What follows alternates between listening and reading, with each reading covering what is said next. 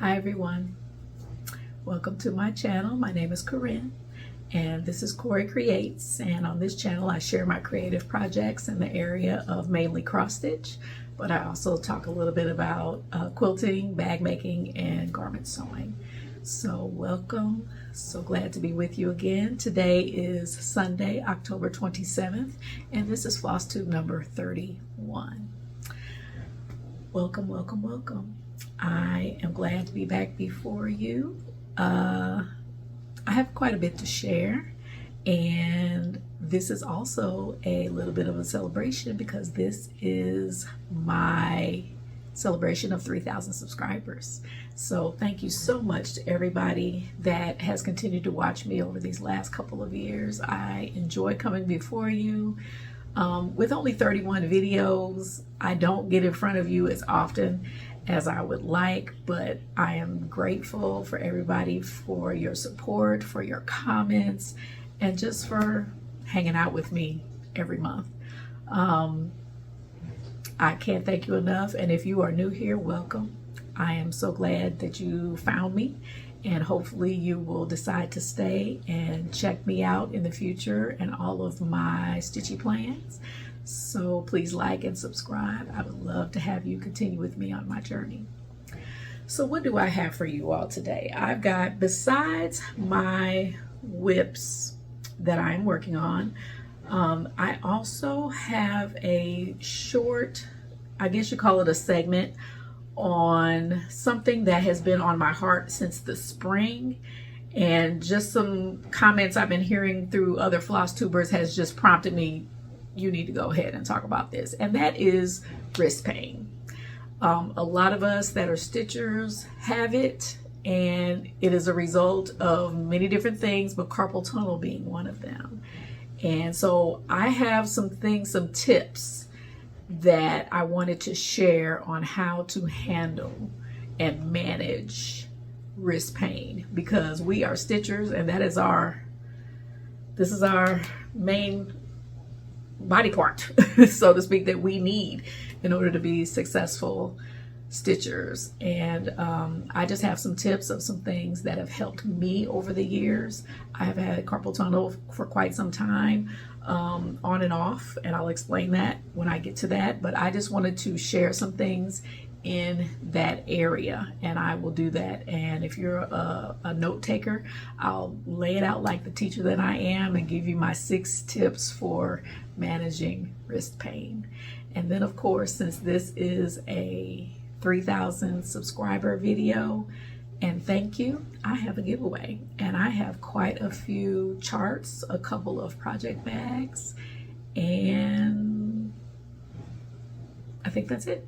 Charts and project bags. So I'm glad that you are with me today. It's very sunny here, thank goodness. Haven't had much rain here in the St. Louis area. The weather is starting that St. Louis thing. It's up and down. Today I think it's going to get up to 60. By Tuesday it's going to be back in the 80s. So you never know. It was a little nippy when I went out for church this morning, and it still is, but it's bright and sunny, and that's all I ask. I love sunny. So let's jump right in. I've got a short stack of whips. I've got I have one piece of investment, and I think I might, at the end of this video, if there's time, I will share just a few of the Christmas projects that I am planning to start, because you all, I'm ready to start Christmas. It's the end of October. The month of horror is over. My son and my husband have been on cloud 9 watching everything. I think I've seen Silver Bullet twice. That's about as much as I can handle. But I'm sick of Freddy. I'm sick of Jason. If I hear that Michael Myers music one more time, but this is their month. My husband's birthday is this coming week, so Halloween has always been something he has enjoyed. I could take it or leave it.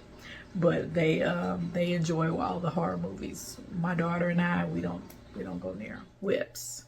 I'm going to start off with my fall whip, my little small, and that is Crochette Gogo Squirrel freebie from 2023. I'll put in where I was last time. Not a lot of progress. but I'm still enjoying it. I think I'm going to put his eye in this week just so he doesn't look strange anymore. But this is being done on an 18 count summer khaki Ada, and it's coming along. This is my work stitch, and I only get 30 minutes for lunch, and I've been super busy at work with labs, you know, getting them prepared, tearing them down, things of that nature. So my work stitch time has been limited, but I am making a little bit of progress. I'm hoping to get him finished by Thanksgiving, and that'll be that. But he's a cute little freebie. Just go to the Crochette Gogo page and you will see it. But I did have to frog a little bit right here. My math wasn't correct, so I just frogged out that white, and I'll come back to it and fill that in. But he's cute, and I am enjoying working on him. So that's Crochette Gogo. The next one that I have been working on, I'll put a picture in here of where I was with the Bengal Tiger. Y'all know I love this stitch. He's in this bag currently. But this came, I don't even know if this came from a magazine or whatever, but it was sent to me many, many years ago, and I finally got around to it. I started this on New Year's Eve. It was part of my 12 by 12 in 2022. So my goal is to be finished with this by the end of the year. So here's where I am, and I have some good progress on him. Just a little bit right here. I believe I did most of these leaves right in here. But he's coming along. He's beautiful. There are leaves all along the top, and then a few more right here. You kind of can see where I've kind of started them. But he's coming along. I'm enjoying him still. I only picked him up for maybe 2 nights this month, but I'm going to work on him at least 1 day a week until Thanksgiving. And then once Thanksgiving comes, I'm going to work on him every day until he's done. He has got to be a finish in 2024.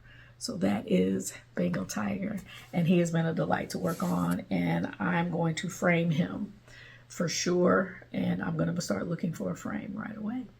So that's my Bengal Tiger. This next one is part of a stitch along, a SAL with EJ and the Sunshine Stitchers. And this next one is 1 Dozen Quakers. I'm slated to have this as a finish at the end of the year as well. I'm still behind, but I've made a little bit of progress. And I think I've kind of stalled on my progress on this one because I'm not sure what color I'm going to put in next. So that's what the chart looks like, but here's how EJ broke it down. And so I'm in here right now. So I'm still in, what month was that? July. So I'm still in July. And then I've got this one down here that I've done a little bit in that as well. But I've got this whole row that I got to get knocked out by the end of the year, because this is August, September, October, November. So I've got the whole last quarter of the year to get done in 2 months, but I'm going to do it. I've been kind of working on this 1 strand a day before I start on whatever my main stitch has been. So let me show you where I was, and then I'll show you where I am. I finally finished that big motif in the middle. That is DMC 154. I inserted the number 7 here. So now I'm ready to move on with this next motif here. And I think, again, that was my problem, because on my sheet that I did, I put on here what floss I'm using for each one of the motifs. Well, this one, I don't have one chosen. So I'm probably going to pick something, whatever this one is, 38, 34. I'm probably going to repeat that one over here since they're pretty far away from each other. So that's probably what I'm going to end up doing. So now I kind of feel like I can get going on it again. But this has been a nice stitch. It's a little repetitive for me, but I'm still enjoying it. now that I'm done with this monster one in the middle, I'm enjoying it a little bit more. So I'm ready to move on to the next motif. And as you can see, I've got all this space down here. This is being done on 28 count Vapor by Atomic Wrench. And oh, I forgot to mention on the Tiger, that's being done on 28 count Wheat from 123 Stitch, and both of them are Luganas. Lugana is my sweet spot. I love Lugana. But this one, I really like the softness of this fabric. It's very nice. But this is coming along, so I'm gonna get started on that next motif and hopefully make big progress. I would really like to get this done by the next time I talk to you guys. I would like to get this whole section done. That way I know I've only got that bottom row left to do. So that is 1 Dozen Quakers by Rosewood Manor, and it's part of a stitch along with EJ of the Sunshine Stitchers. And the sal is called Bake Me A Quaker sal, and I'll put that down at the bottom. I know some people that have joined at the very last minute and are already done. But yeah, but that is the Bake Me A Quaker stitch along. And they have actually planned to do a new stitch along. I believe it's Put a Bird on It by Modern Folk Embroidery. I do plan on participating in that one. I looked at that chart and I really liked it. It's another Quaker. So I'm looking forward to choosing my fabric. I'm hoping to choose a fabric that I already own. That's the plan. And then figure out my color scheme for that one. So I'm planning on participating in that. And this next project that I have been working on, this has probably taken up most of my time this month. And that is This Juneteenth Day by Shaded Stitchery. And I am doing this on Pattern Keeper.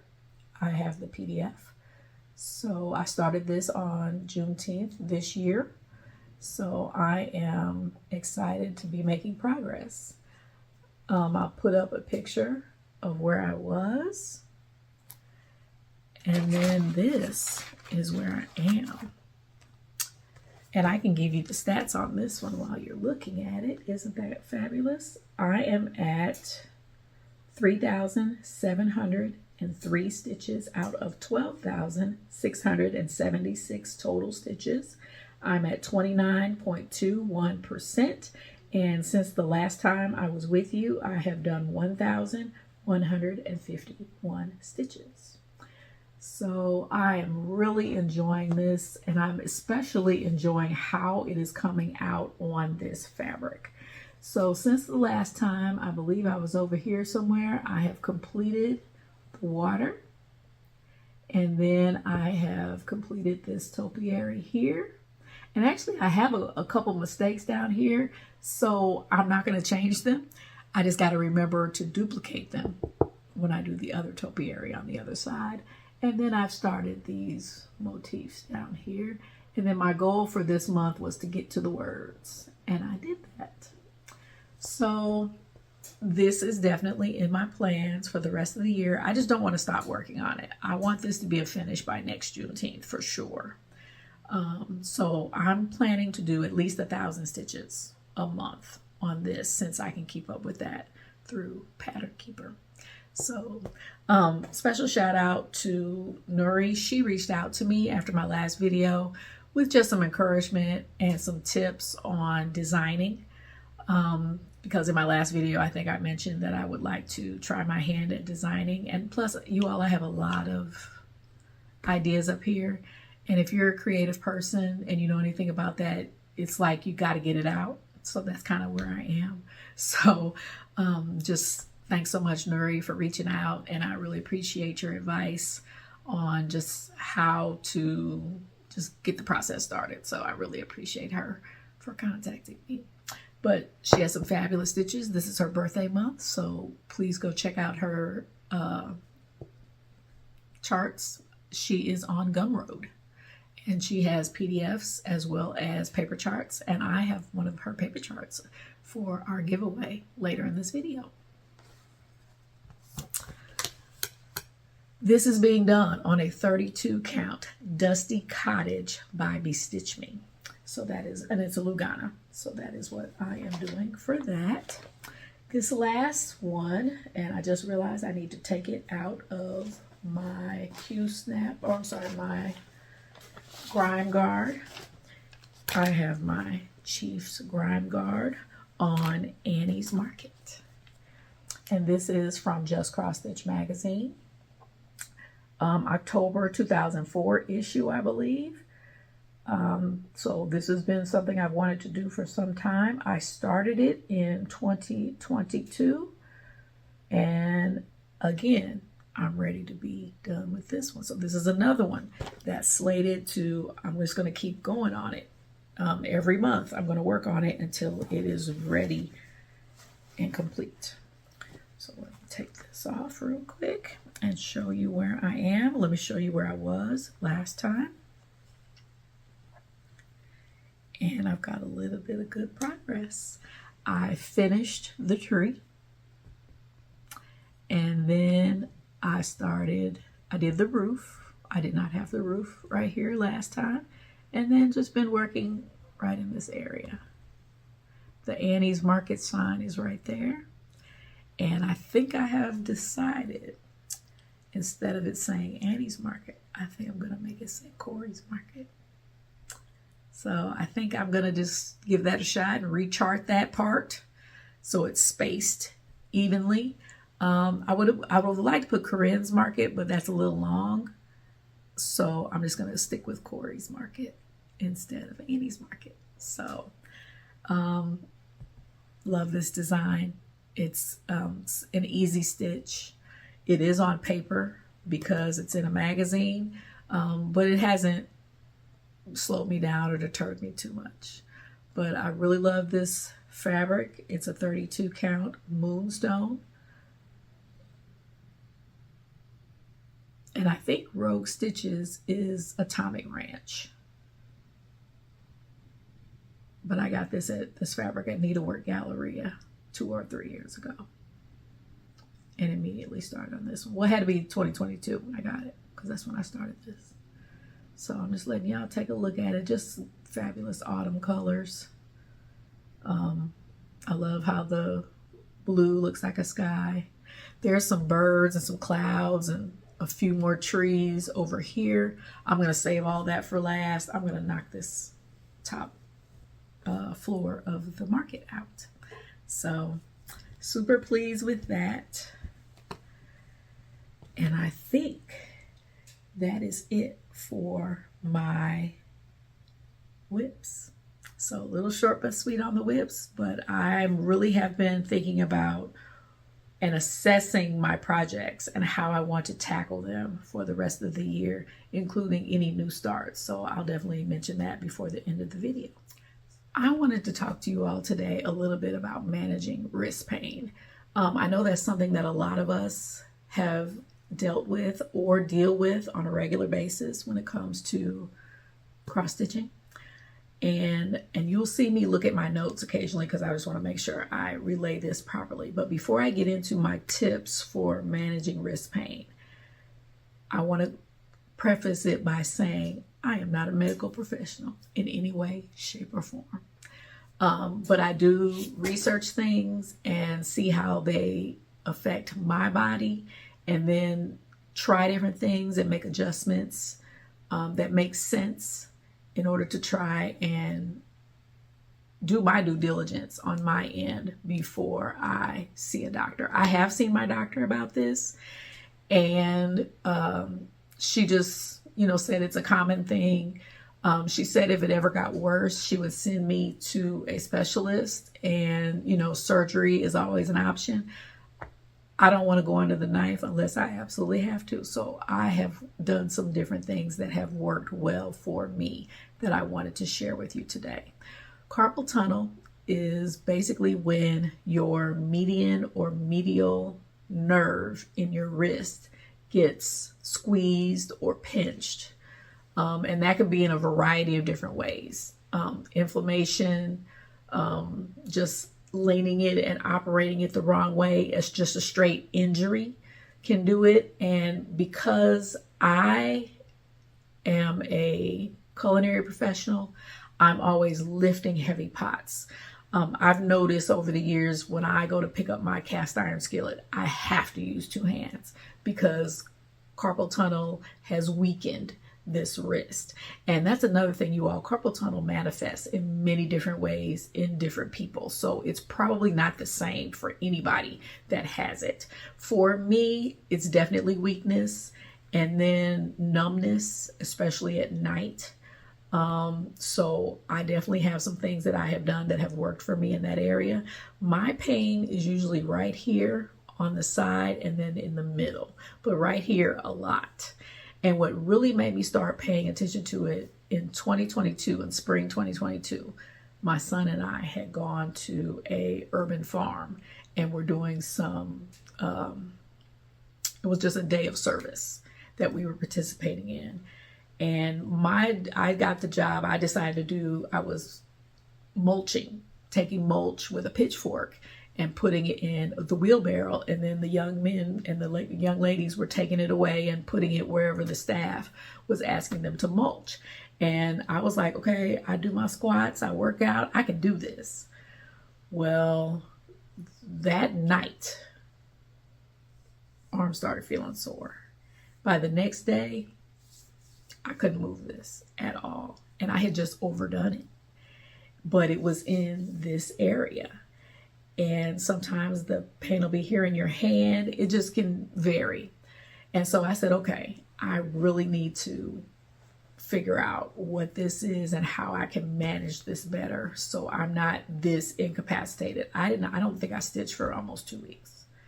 And it was slow getting back into it. So that's really what pushed me to really start thinking about the health of my hands and how I could make it better.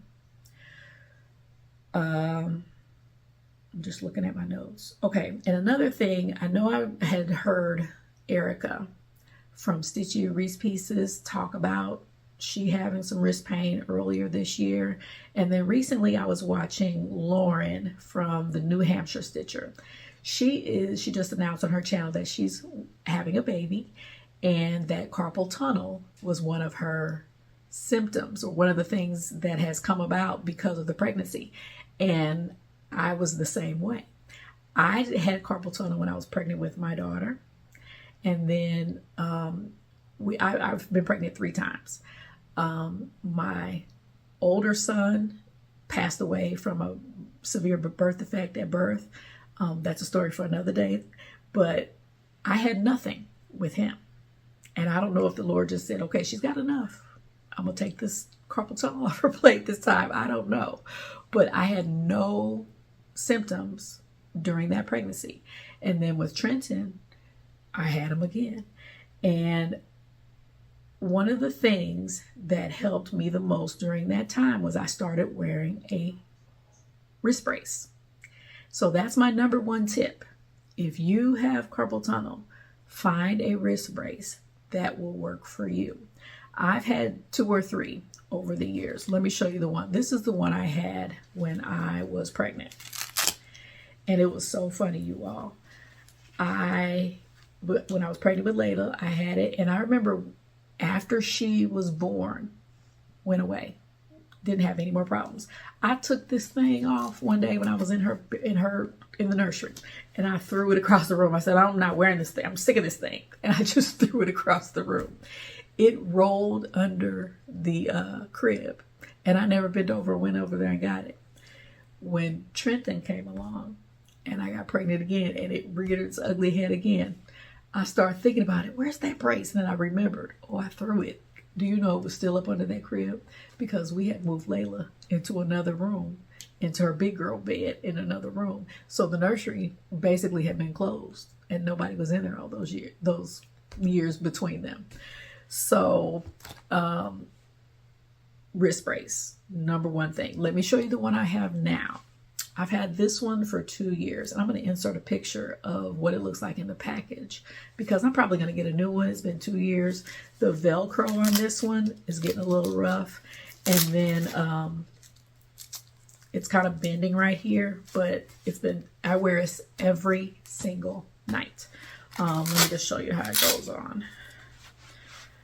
I just slide it on here like this. Just slide my hand in there, attach the Velcro there, and then attach the Velcro there. And I make sure it's not too tight. I've woken up in the middle of the night sometimes because I've done this part too tight. But what this does, this stabilizes your hand.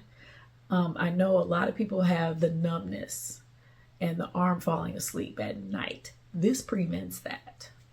And how it does that, there's a metal plate right here all the way down.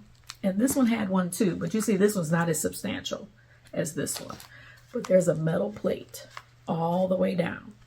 And that keeps your hand from moving at all at night. Other things that aggravate my carpal tunnel is air on my wrist. So I always make sure my hand is under the cover. And it's so funny, you all. My husband, we don't sleep very far apart. We're always within arm's reach of each other. So I have a nickname because of this now, and it's RoboCop. One night I was rolling over and I kind of was putting my arm around him because I sleep on my right side. So that's why my right side would go to sleep a lot. But every now and then I'd flip over and sleep on my left just to give my right a little bit of a rest at some point in time during the night. And I guess I was putting my arm around him when I did that. And I guess I must have hit him a little bit when my arm came over. And he was like, "Dang, RoboCop." And then he started talking like RoboCop does in the movie. I'm totally dating myself here. But he said, "Freeze, citizen," or something like that. It's 3:30 in the morning, you all, and we are rolling. I mean, cackling under these covers because I have hit him with my arm with this brace on it. And when I put the brace on, my name becomes RoboCop every day. Or like I keep this on the bed because it will get misplaced. And I really cannot sleep without it at this point. So he'll be like, if it's rolled on his side of the bed, he'll hand it to me, here's your RoboCop or whatever. So he's so silly. But this has been a lifesaver. This is number one on my list of things to do if you have carpal tunnel or any kind of wrist pain, especially if it's something that causes your arm to feel like it's asleep at night, things of that nature. I've gotten used to it. It does not bother me at night. I miss it when it's not there because my arm is going to go to sleep if I don't have it on. I travel with it. I make sure I put it in my luggage before I leave. I always have it on. And then I just leave it on the bed so I can find it easily at night. So that's number one. Number two, and I'm just going to get this one out the way, is just rest. But that's one thing about this. This allows your hand to rest at night, and that's what it needs. So that's why I'm a big proponent of this. But then just rest in general, not stitch for a little bit, not lift anything heavy. I know that gets difficult when you have small kids or you have a physical job like I do, but try to rest. That helps a lot. So that's number two. Number three is the other thing that I did, I think even before I started wearing this regularly. I had carpal tunnel when I was pregnant with my kids. And the reason you get carpal tunnel in pregnancy is it's very common. And it could be the weight gain. It could be liquid fluid retention. It could be just, the baby sitting on various nerves. I was reading up on something. They said one of the ways to alleviate it was to wear a supportive bra in pregnancy. I thought that was wild, but I guess when they're not supported, it pulls on something and that aggravates your arm. I didn't have carpal tunnel symptoms as a result of my stitching or my job until 2021, 2022. So that's why I said at the beginning of this part, off and on, because I had it consistently when I was pregnant with my two kids. But then I didn't have it again until 21, 22, when I started feeling pain. So when I started feeling pain because of the stitching, I became a two-handed stitcher. So that's my number 3. I was always a one-handed stitcher. I would hold my, let me find something to show you. I would hold my project in one hand, and then the other hand was spent going back and forth stitching. Sorry about this zipper. I meant to leave this out. So if I had something like this, I would hold it in this hand, and then I would just do that and see that motion. Okay, I'm gonna go ahead and take that off. I do not wear this during the day. I only wear this at night. That was something I was doing when I was pregnant. I was trying to wear this during the day, and it seemed like it hurt more. And it is, because that piece of metal completely keeps your arm from being mobile. So it almost made it hurt more during the day.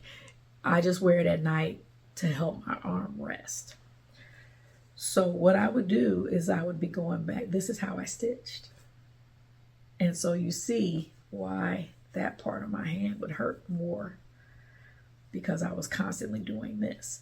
So I became a two-handed stitcher. I have a lap stand, and I'm actually looking to invest in one more. Probably not the same brand. I want to try something different. I have a Case Creation lap stand that my husband bought it for me for, I think, Valentine's Day in either 21 or 22. And I've been using it ever since.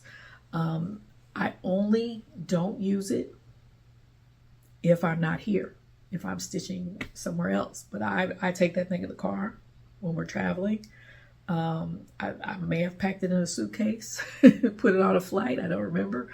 But I definitely try to maintain two-handed stitching. It did not take me long to learn it. It was very easy, as a matter of fact. I picked it up a lot faster than I thought I would. I thought it would be slower for me. Now I know how to hold my hands, and I hold this one up top, and I just pull, and I have the other one underneath, and I just go back and forth. It's no problem whatsoever. So if you've hesitated, if you're having pain, I would try learning how to two-handed stitch and invest in a lap stand. Now, you do not have to have a lap stand. When I go out of town, I don't always have my lap stand with me. So I've learned to kind of prop it up. You know, I got the shelf here. I kind of prop it up and do this. Okay, so it's just a matter of finding what works for you. But I would highly recommend trying two-handed stitching. This hand stays on the bottom because it's my dominant hand. So that way I can see what I'm doing with my non-dominant hand, but I put my dominant hand underneath so I can find those holes. So that's just kind of how I do it. So that was number 3. Number 4, exercise. And this is one I really focused on once my wrist had healed somewhat after that pitchfork incident. I work out pretty regularly, but I do not like so much working out upper body. But when that happened a couple of years ago, I realized, okay, I've got to focus on my upper body just as much as my lower body. Squats, I do all of those. I can do all those. Deadlifts, all that. But my upper body, I had not focused on it. So I started incorporating more upper body, and then incorporating things that would strengthen my wrist. If you have 5-pound dumbbells, if you have some cans of soup, you can do things that strengthen your wrists. So I'm always working out with things that make me turn that wrist. And my pain has lessened considerably, and my wrist is stronger. I still have to do 2 hands with some things, but it's not as bad as it was before. So that's something I kind of focus on and keep working on, is exercise. Plus that helps with blood flow. So that would help with that nerve and things like that. So just kind of keep that in mind. I think that was number 4. 5, and I'm going to demo this next thing. move the hoop, not the hand.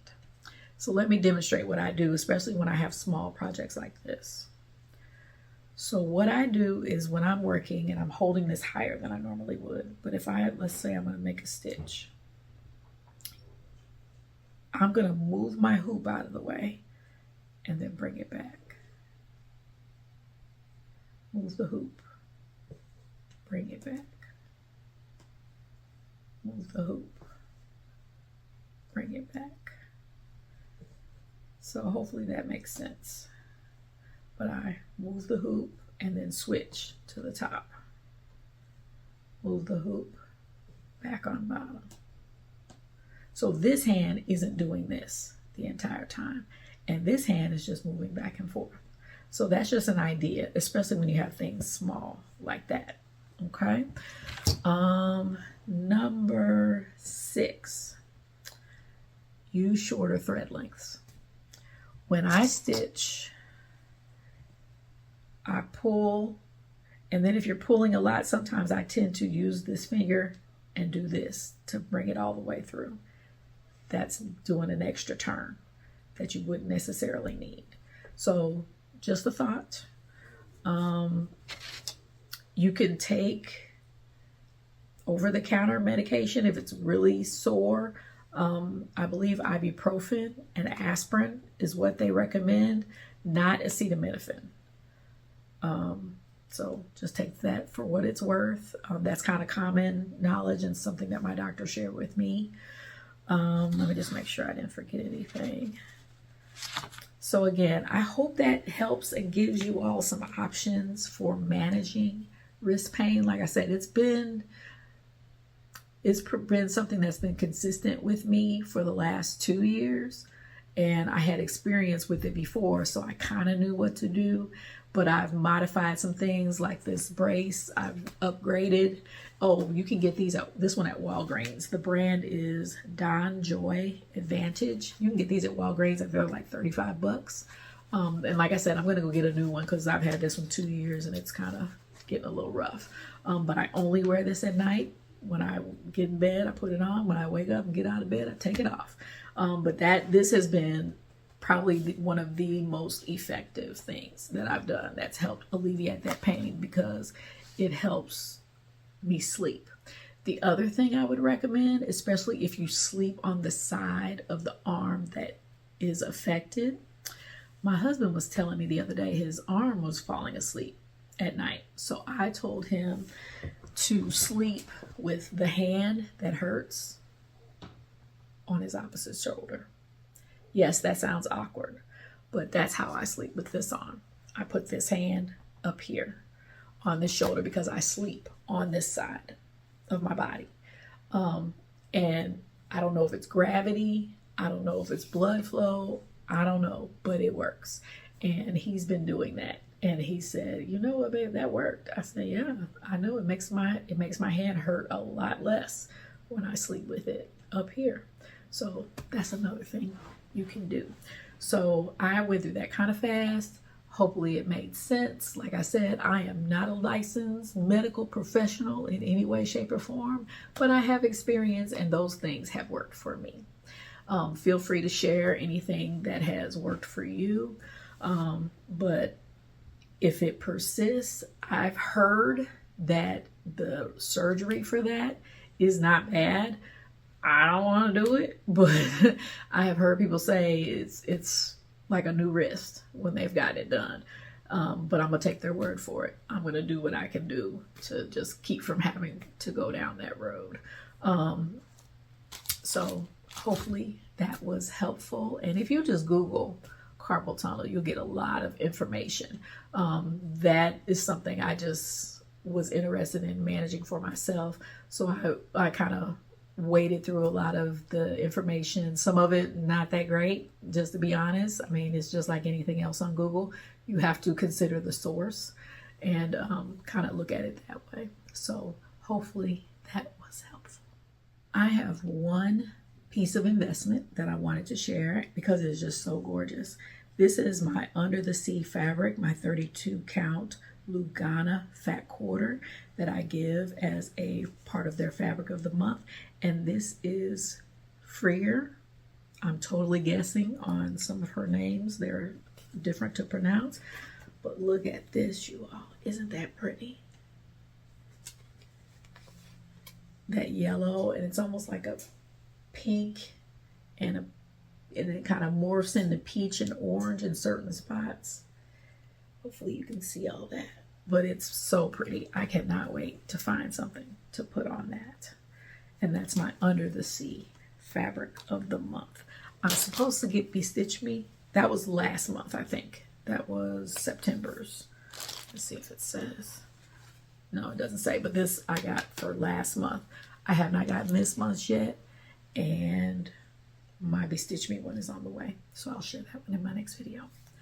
All right, let's talk about some giveaways. Again, thank you all so much for joining me on this cross-stitch journey.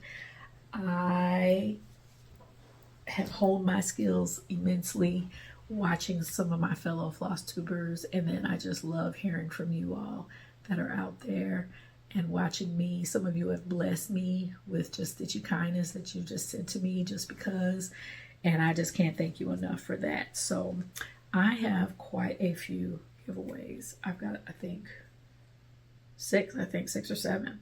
So how this works is just remember the keyword for each one. Please be a subscriber. Please like this video. Please be 18 or older so I can request your address. And please be in the United States for right now. I'm hoping to have a video giveaway soon that will incorporate my overseas friends. And what else do I need to tell you? Oh, don't say giveaway, don't say free, don't say any of those keywords that bring the people out that don't act right. So I'm going to go through these one by one, and I'll give you the keyword for each one. First up on deck is by Shaded Stitchery, and I mentioned this last month, but this is Black Butterfly. Black Butterfly Sampler. So the keyword, of course, will be butterfly. I love this. I have this myself in PDF form, so I'm hoping to start this one sometime next year. I'm thinking it might be my Black History Month start. But you can do this in any color. It's done in black, but you can do it in any color. And I think I mentioned I saw somebody's that was entered into a state fair in my last video. I mentioned that, but just a very beautiful chart sampler. So thank you, Nuri, again for sending that to me. My second one is a project bag. This is my Everything Pumpkin Spice project bag. I do carry this in my Etsy shop at Layla P Creations. But I just thought this fabric was so cute. I'm not a big pumpkin spice person, but I am going to make myself one of these bags. So this is the second giveaway, and I will use the keyword pumpkin. But this is a 16 by 13 bag. That is the standard size that I usually carry. The next bag is one that I offered this past summer, but it never got claimed. So I'm offering it again. This is a Christmas bag with ornaments on it. Same size as pumpkin spice. And this one, the keyword will be ornament. This also was a giveaway this summer, but again, was not claimed. This is a small project bag that would be great for floss and notions. It is a bee theme, and with it comes a copy of Kind Words by Primrose Cottage, and you also have Bumblebee by Color and Cotton to match. So all three of these items are one giveaway, and the keyword for this is going to be honey. Honey. since it's got honey pots all over it. And then these last 4 giveaways, I actually got these off the freebie table at Stitch and Frame in Fort Wayne, Indiana. They had a bin of free items, so I thought some of these you all would like. So the first one, 3 of them are Christmas related and 1 of them is fall related. So this first one is a chart by Told in the Garden, and it is called The Harvest. I know some of you are Told in the Garden fans, so I thought this one would be a nice giveaway. It's called The Harvest. The keyword for this will be harvest. These next 3 are Christmas. This first one is a limited edition from the Gibson portfolio. It is a picture of Santa from 1985. And the keyword for this will be Santa. But it's a leaflet. So I thought somebody would like that. These next 2 are, well, this next one is also a Santa Claus, and it's actually a copy of the entire magazine. This is Crossstitch and Country Crafts December '87 issue, but I thought that Santa was great. So the keyword for this one is Christmas.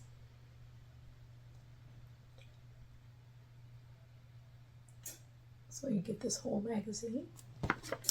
And then the last one I have is another Christmas one, and I actually already have this, but I know these are kind of difficult to find. I think Cooler Designs has taken them over, but this is the original design, so I thought somebody would like to have it. But this is the Crossstitch and Country Crafts magazine, and I'm just looking up the name of the stocking. This is the Holiday Kitchen Stocking. But this whole magazine will be part of the giveaway. There's also some Amish Life designs in here if you're interested in that, and a bunch of other things. So I just thought that would be something you all would be interested in. I have this one already, so the keyword for this will be stocking. So again, thank you so much for being part of my journey, for liking and subscribing more than anything. I just appreciate you all so much. I just wanted to end this video by going over some future plans, very brief. I have to finish Layla's quilt. That is top of my list. I have a couple more blocks to make, and then I have to piece them together, and then I have to take them to my mom. So my plan is to piece the top together, and then I'll show it to you guys, and then give it to her, and hopefully she will be able to get it back to me by Christmas, because that's when I'm going to give it to her. I'm not going to see my munchkin until December 12th. That's when she comes home for Christmas. So I'm just going to make sure I have that ready for her when she gets here. Another thing I want to start kitting up, and really I don't have a lot to do with this, and that is Hummingbird Garden. I know you all have seen this. This is from Just Cross Stitch magazine, but it is done in Sullivan's threads. And I have found on, I think it was through Just Cross Stitch magazine, they have a DMC to Sullivan's conversion. So I don't know when I'm going to start this, maybe on the Christmas break, maybe New Year's, I'm not sure. But this is a 4-part series, and this, I have the first 3 parts, and I think the last one probably comes out at the end of the year. But it's 4 rows of 3. And it is by Carolyn Manning, and I wanted to do this because I've never done any of Carolyn Manning's designs. So I am definitely going to start kitting that up to start in the near future. I'm ready for Christmas, you all. So here are the Christmas things I'm planning on working on. I have Chestnut by Teresa Wensler that's already in progress. I have the Reindeer by Cottage Garden samplings that I'm going to continue with. I have a Peppermint Christmas, I think, by Sue Hillis that's already started. And then I have my Big City Christmas that I've started on the toy store. So I want to get that completed sometime soon. After finished kitting up Mrs. Claus's cookies by Stitching with the Housewives. I'm going to get that done. Hopefully the next weekend I'll finish getting the flosses I need for that. I've already picked the fabric for that. This is that snowflake one. I have Mary Mouse by Brooks Books. If you follow Stitching Mommy, she has done, I believe, all of these by now. But I'm going to do it on this pretty blue. But Mary Mouse is the one I'm going to do. I'm not going to do them all. There's 25 of them, I believe. It's like an advent calendar. I'm just going to make ornaments out of mine, and I'm just picking the ones I really like. So that's one thing. And you'll notice I've got some smalls here that I really want to try. This is a freebie from Shannon Christine. It is a Christmas mug, small. These came out last holiday season. She had about 6 of them. And they were all mugs. And I know she had a blue, a green, a Santa Claus looking one. So she had quite a few of them. But this one, I believe, was one of the first ones. And I'm going to do this one. This will probably be my work stitch once I'm finished with that squirrel. And then I have Erin Elizabeth, A Type of Christmas. I already have fabric for it. So I'm going to finish pulling the threads for that. And then I have 2 nativities. I'm going to start at least one of them this year. The first one is Holy, Holy, Holy by Cosford Rise Stitchery. You can find her on Etsy. I got this one at Color and Cotton, but she has an Etsy shop and you can get the PDF. I kind of wish I had done that, but it's not a difficult chart, so it should be okay if I don't have it on PDF. And then this one, I got this one maybe 2 years ago. I still haven't started it, but I need to. It's the Nativity Scene by Stitchy Princess, and she is also on Etsy. But I've already pulled these threads too. So I have fabric, so I just need to pick one and get it going. And I think that's all I have for you all today. So hopefully you saw something that you liked. Can't thank you enough for being here with me today. I'm trying to think, was there anybody else? Oh, I wanted to mention a few people real quick. Shout outs, of course, Shaded Stitchery, Nuri. Couple of Flosstubers that I have started watching that I did want to mention. Jan Stiff Stitches. I liked her selection of projects that she had. And then the Story Stitcher. Both of those ladies have, I think, 4 or 5 videos, maybe more, but that's the number I'm on with both of them. But I just really enjoyed both of their videos. Last night I was watching, and I don't want to say her name wrong, Stitching in South Jersey, I think it was. If that's not right, I'll put it down below. But Stitching in South Jersey, I just loved her projects. She had a lot of kits that I was not familiar with. She had just projects that I had never seen before, and I liked her fabric choices. She did a lot on Ada, but I just like the colors of the fabrics that she chose, and she's a new Flosstuber for sure, so go check her out as well. She's so new, I hadn't even written her down in my notes, but I was watching her last night. As always, thank you all for my project bag purchases that you have made in my Etsy shop. I'm finishing up the fall bags probably sometime this week, and then I'll have a whole new slew of Christmas bags coming out very soon. But I've been doing a lot of restocking.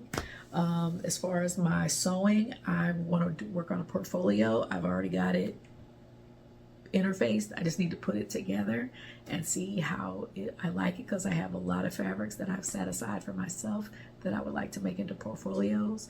I usually try to save that time between Christmas and New Year's to work on project bags for me. So I'm kind of getting those together. And then finally, I have a video that I am working on, a tutorial. I've had a lot of people ask me specific questions about certain steps in the process of making a project bag. So what I'm going to do is I'm just going to make a video of my project bag process from start to finish. And my plan is to make it as beginner friendly as possible. The only thing I'm not going to include in that is how to operate your machine. So if you're a beginner and you want to cut your teeth on project bags as maybe your first project, I will gear how I do that video towards that. How to sew a straight seam, tips on how to do that. I kind of talked about that in my project bag tip video, but this is just going to be me going from the process of how I do it, start to finish. And hopefully that will help with some of the questions that people have been asking me. So be looking for that in the next month or so. So that's all I got. I'm excited to have been before you today. It's been about a month, so I've got a lot of stitchy time coming up. I got those 2 catering jobs behind me. If you want to see those, I usually post videos or post pictures of my catering on Instagram. I have Thanksgiving and Christmas orders coming up, so I'm just kind of gearing up for that. And I'm looking forward to doing more stitching. So have a blessed week this week, and I will see you soon. And as always, you all be blessed.